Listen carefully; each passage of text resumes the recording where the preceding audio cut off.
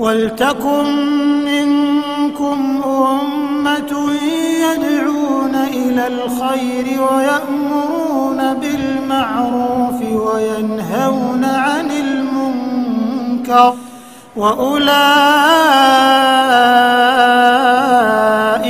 هُمُ الْمُفْلِحُونَ. Bismillahirrahmanirrahim.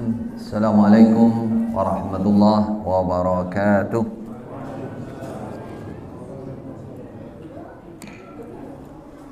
Bismillahirrahmanirrahim. Alhamdulillahilladzi arsala rasulahu bil huda wa dinil haqq liyudhhirahu 'alad dini kullih wa kafaa billahi shahida. Asyhadu an la ilaha illallah wahdahu la syarika lah wa asyhadu anna nabiyyana Muhammadan abduhu wa rasuluh wa safiyuhu wa khaliluh sallallahu alaihi wa ala alihi wa ashabihi wa man sara ala nahji ila yaumiddin. Wa syukran li jama'atil muhajirin. Alhamdulillah kita bisa berkumpul dan bertemu kembali dalam acara apa ini? Sambung atau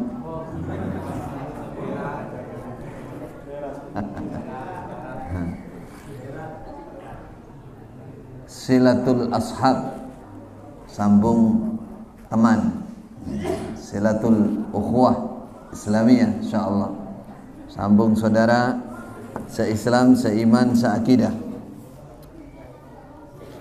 Inilah yang salah satu yang menjadi tumpuan atau strategi bagaimana kita dakwah kita khususnya kepada saudara kita yang lama, karena masih banyak keluarga di sana, masih banyak teman di sana. Bagian dari dakwah bilhal ya seperti ini, sekali waktu kita berkumpul, saling menyemangati, saling menguatkan, saling memotivasi agar saudara-saudara kita yang masih berada di dalam doktrin penyimpangan. Kita dulu baca ayat fi dhalalin mubin. Di benak kita itu wong Jawa tok itu. Setelah kita sadar oleh Allah dibuka, ternyata dhalalin mubin kita. Kalau dolal biasa, dolal sesat itu mudah diingatkan. Tapi kesesatannya sudah jauh angel. Ya ikut kita dulu. Angel. Jadi perasaannya dia itu sudah enggak sesat dia. Dhalalin mubin namanya. Ada dhalalin ba'id. Waliyadzubillah. Maka kita yang ada di sini yang oleh Allah dipertemukan, didekatkan untuk saling membantu dan menguatkan semuanya, bersyukurlah kepada Allah, bahagiakanlah dirinya. Jangan menilai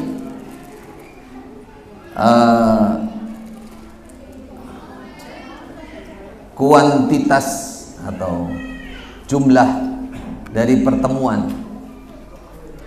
Kalau kita ingat yang lalu ya kita nggak ada apa-apanya. Ya, di kelompok aja berapa kali?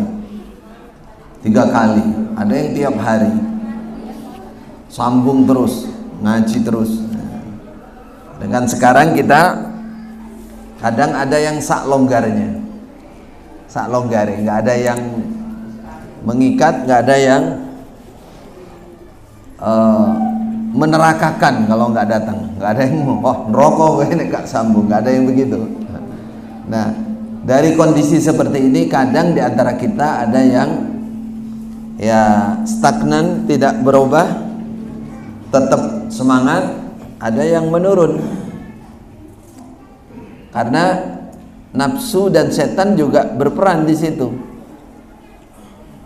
Salah satunya begini, kakean ngaji koyo jamaah malah sesat. Setannya bilang begitu. Saiki ngaji saulan bisa naik lah. Nah, ini salah, menurut saya salah ini. Keintenan atau kuantitas jumlah ngaji itu semakin banyak semakin baik, dan fasilitas yang kita miliki sekarang semakin mudah.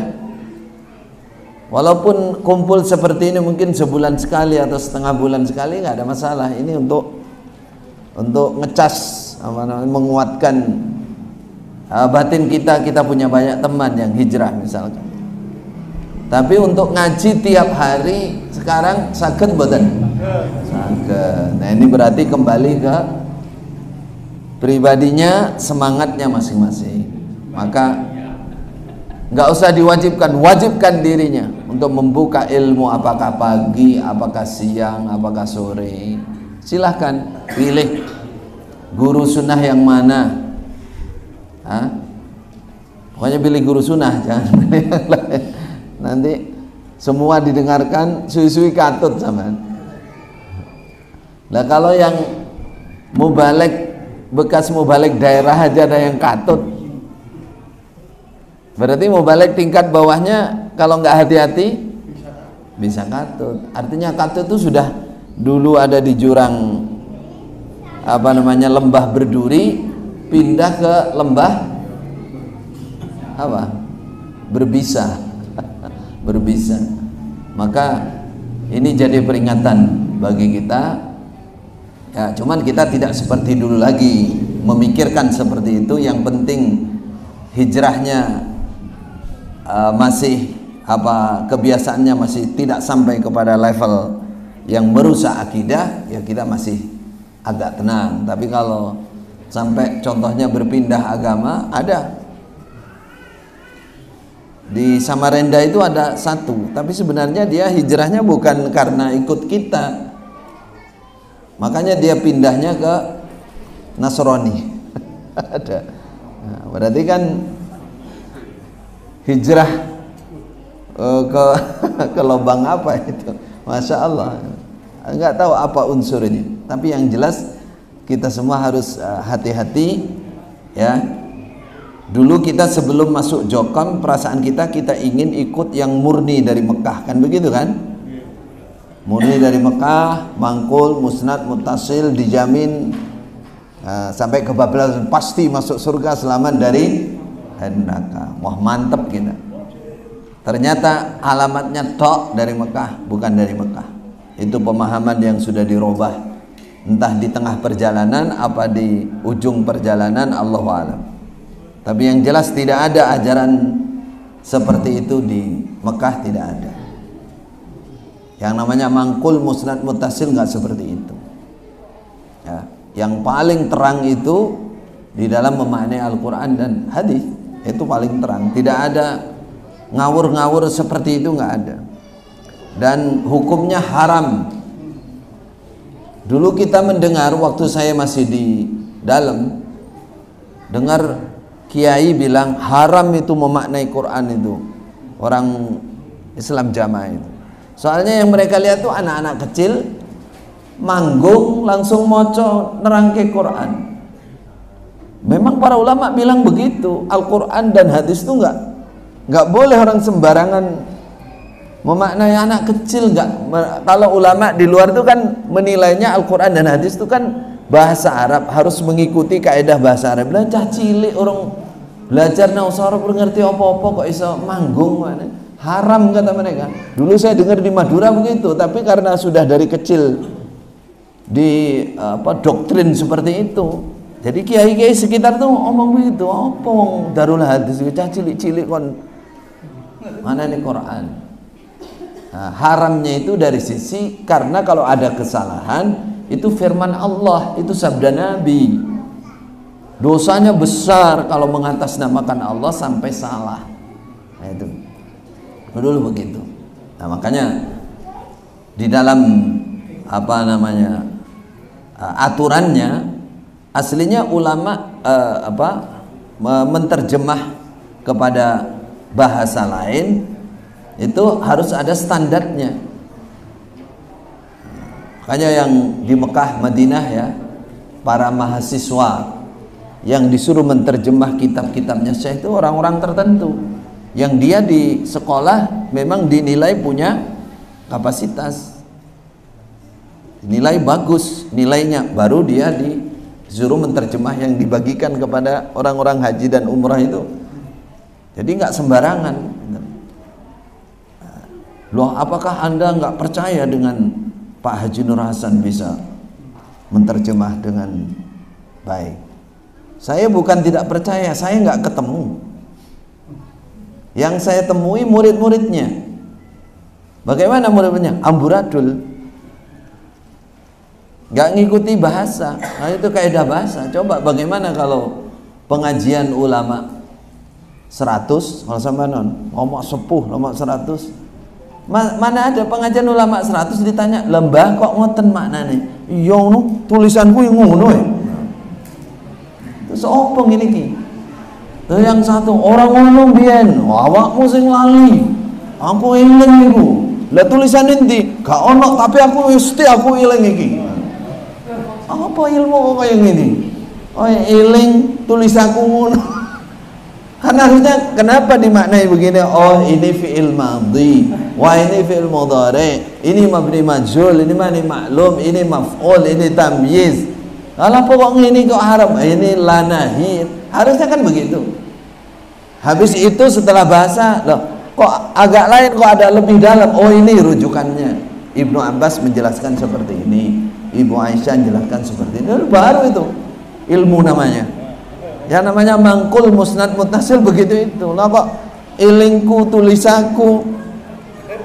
Ada satu yang paling lucu ditanya. Alhamdulillah utawi sekabehane puji. Ini ulama paling top saat itu. Namanya Pak Thoyib kalau ada yang kenal, dari Belawe. Wah, itu di penerbos muda-mudi itu top itu. Paling atas ilmunya. Setelah ditanya apa? Mereka ada yang dari Belawe.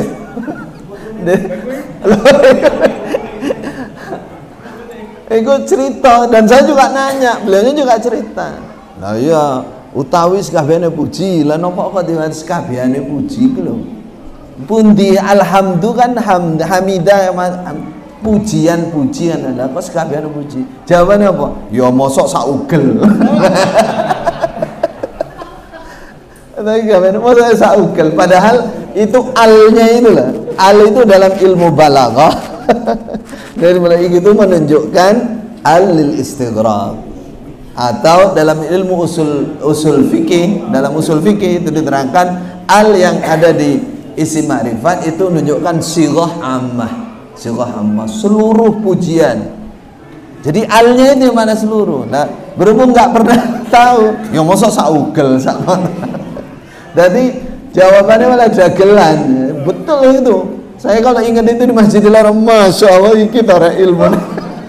Saya malu dengan diri saya sendiri. Keilingan Pak Tayyib itu, masya Allah, itu jagelan pokoknya. Masuk saugel. Itu saudara cerita masa lalu. Maksudnya selanjutnya kita nggak seperti ini lagi. Nggak kayak orang buta tadi lah. Diguyung sak jagat saudara. Baik. Kitab yang akan kita kajikan hari ini sesuai dengan waktu yang ada ya. Adapun kok belum khatam, insya Allah pertemuan berikutnya nanti. Kita akan mengkaji kitab namanya, alamatnya adalah Fadlul Islam.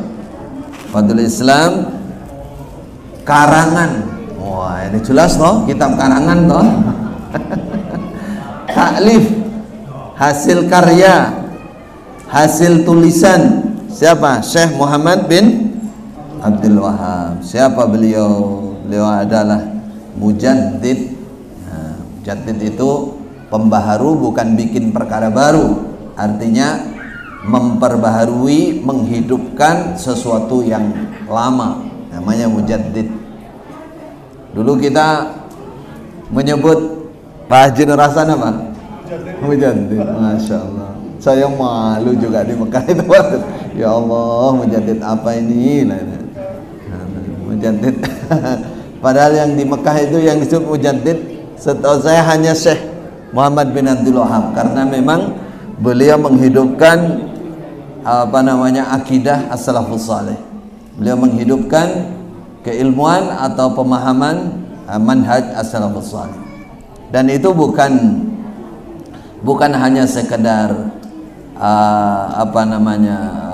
di panggung, tapi di tulisan beliau bisa dipastikan apa yang ditulis itu adalah menguatkan atau menghidupkan kembali turas, peninggalan pemahaman para ulama.